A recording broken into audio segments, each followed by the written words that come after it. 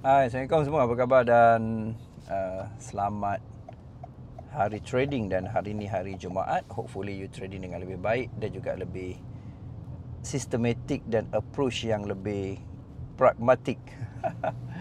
Okey, saya nak kongsikan sikit pasal mengenai iaitu satu perkara yang saya rasa lah kan guys. Macam mana kita nak shape kita punya mind dan macam mana kita nak iaitu ialah shape mind tadi untuk supaya kita dapat iaitu fokuskan kepada result yang bukan saja profitable tetapi secure. Macam tu. Okey. Sebab kadang-kadang cerita pasal result ni dia terlalu banyak, bukan anomali juga, banyak case yang terjadi kan. Sebab contohnya ialah you profit setahun lepas tak seperti you profit tahun ni, dan you profit minggu lepas mungkin juga you tak survive minggu ni. Dia jadi benda tu agak kira boleh berlaku macam-macam. Tu contoh dia lah. Itu yang maksud saya kan. Okay, baik. Jadi pada saya kan, saya masih lagi tekankan pada konsep iaitu always take care risk first. Okay. And reward will take care themselves. Itu saya duk pegang sampai sekarang lah. Alright. Maksudnya you take care the downside dan upside akan take care themselves. Maksudnya macam tu. Jadi dalam approach trading ni, saya berpandangan lah, dia satu sudut lah, dia macam konsep rethinking lah re-evaluate iaitu apakah reality, what's reality. See as what it is. Tengok seperti yang kita tengok tu dan tak perlu ada judgement macam-macam. Okay. Tetapi pada bersamaan kita kena letakkan macam mana kita nak take care risk dalam sesuatu yang kita lihat dan juga untuk kita betul-betul dapatkan result lah. Okay, apa maksud saya? Macam ni. Macam dalam konsep strategic thinking yang saya sharekan untuk strategic trading dan juga investing, saya meletakkan beberapa, saya boleh kata filosofi dan juga belief. Contohnya ialah market is random, saya kata kan. Dan juga saya kata market juga adalah high adversity. Okay. Jadi market random tu maksudnya salah satu acceptance dalam filosofi yang saya berpandangan ialah kita kena terima hakikat yang market ni sebenarnya dia tak sama. Kan saya tak boleh kata ialah dia akan sama dengan yang sebelum ni. Saya tak boleh kata juga dia akan sama dengan akan datang. Jadi sebab tu saya kata salah satu benda saya nak bagi tahu you, backtest ke apa ke sebenarnya untuk kemahiran kita betul, tapi untuk kita predict market tu bagi saya tak tepat. Macam tu. Dan saya pernah di-argue juga oleh orang yang agak berautoriti dalam bidang ni. Dia kata salah satu filosofi saya bagi ialah 50-50, market always 50-50. Ramai yang sebenarnya, bukan ramai lah, masa tu saya jumpa beliau tak bersetuju. Dia kata then you lying yourself, sebab you ada probability. Dia kata macam tu. Saya pula berpandangan ialah kenapa saya nak inject high probability sedangkan saya perlu take care risk. So bila saya take care risk, saya tahu literally, kalau technically saya fokus kepada probability, of course probability saya tinggi dan saya take opportunity. Tapi dalam konsep risk, saya tak nak ambil. Tapi coach, kalau probability tinggi bukan risk kurang ke? Tak, sebab saya dah pakai filosofi ialah market is random. Macam tu. Jadi acceptance pada reality, see what it is, dan juga pastikan kita relatekan dengan kita punya output ataupun outcome ataupun filosofi yang kita pakai. Macam saya pakai macam tu, maka saya sentuh macam tu lah guys. Okay.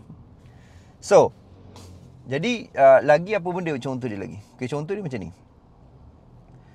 Kalaulah saya ambil dari segi market is high adversity, kan, maksudnya market ni kan, walau macam mana pun dia akan cari jalan kenakan kita. Jadi acceptance tu agak macam apa benda ni coach kan. Tapi pada sama juga dia akan membentuk minda kita, iaitu untuk kita lebih berhati-hati dalam pasaran. Sebab tu saya kata asas kepada apa-apa pun risk management ialah kalau you dah ada teknik, teknik really important, saya faham. Tetapi sekarang ni saya fokus kepada iaitu bila you dah kata okay, you nak buy, let's say, dengan risk management yang terbaik, yang you ada risk tolerance atau product sizing, tiba-tiba market tu turun lagi, kita kena faham yang kita dah salah. Kita dah salah, kita kena admit, kita kena accept yang kita dah salah. Sebab kalau betul dia naik terus, betul tak? Tapi kalau saya buat prediction, dia akan return satu time frame besar. Betul prediction tu.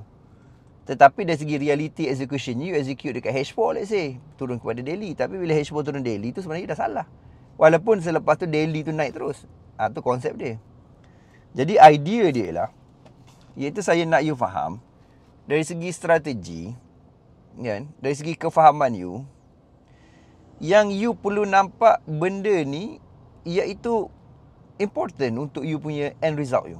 Okay, sebab saya talking about result, pasal saya tak nak saya macam spend masa guys, spend physical saya, spend energy saya, emotion saya, even cost lah yang terlibat mungkin dari segi monetary ataupun ada expenses kan.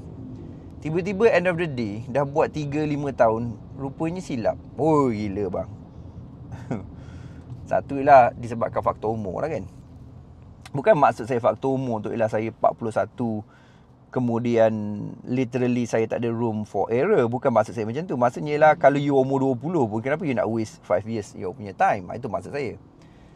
Dan additional pada pressure tu ialah bila you dah umur 50, saya rasa kita cannot afford untuk make mistake pada saya.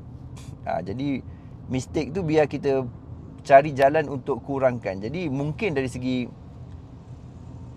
mungkin saya nak kata life timeline kita, iaitu kita macam okay 20 you fuck up, ada benda berlaku pada you dan you kata okay, aku boleh settlekan lagi. Pasalnya you ada leverage masa you, pasal you ada okay, aku fuck up 10 tahun, aku 30, aku sempat lagi start balik sebab you masih ada lagi tenaga, masih lagi ada energy, fokus dan sebagainya. Saya setuju kan. Tetapi pada sama kan, why you nak buat benda tu sebenarnya? Jadi saya rasa ini adalah antara benda yang perlu didiscuss khususnya dalam RTT, dan juga diambil kira sebagai satu faktor yang amat penting untuk kita grow secara jangka masa panjang guys. Tu maksud saya. Alright. So maksudnya ialah you kena ada satu perkara ataupun bentuk filosofi. Filosofi tu maksudnya you punya belief dalam satu perkara. Dan belief ialah, saya memang letak belief tu ialah belief kerana saya still junjung ataupun honor ataupun uphold konsep di mana dikatakan ialah, iaitu kita tak trade market, tetapi kita trade kita punya belief on the market. Jadi sebab tu saya still letak, saya selalu sebut psikologi, filosofi dan belief. Sebenarnya belief tu dalam filosofi. Okay. So jadi apa yang saya nak highlight ialah, iaitu dari segi kita punya approach dalam hidup kita, dalam trading kita ni, kita kena ada satu ialah see the reality as what it is, dan kemudianlah kita gunakan semua maksimum untuk protect diri kita supaya kita ni tidak buat, kan, kita nak kurangkan lah kot trial and error. So trial and error tu kita kurangkan dari segi kita punya pembacaan, maksudnya dari segi kita punya learning, ataupun dari segi kita punya ialah dengar, lihat sama ada seminar, workshop dan sebagainya. Kita dengar daripada mentor, dan ialah tricky mentor ni ada 1001 mentor kan. Ada yang mentol. Jadi saya tak ada nak komen lah. So go for what you rasa nak, tetapi be careful, takutnya lah kita tak tahu apa yang kita tak tahu. So you kena ada macam satu insight, satu wisdom, satu macam, mungkin boleh saya letak juga faith. You kena ada faith, ataupun you kena ada trust, you ada courage, you kena ada macam jiwa, soul yang macam mengandungi beberapa kriteria. Dulu saya ada satu belajar, dia kata you kena ada jiwa warrior, you kena ada jiwa wizard, you kena ada jiwa queen, dan you kena ada jiwa king. Sebab ini yang mentadbir negara. Negara tu saya maksudkanlah diri kita lah, negara kita.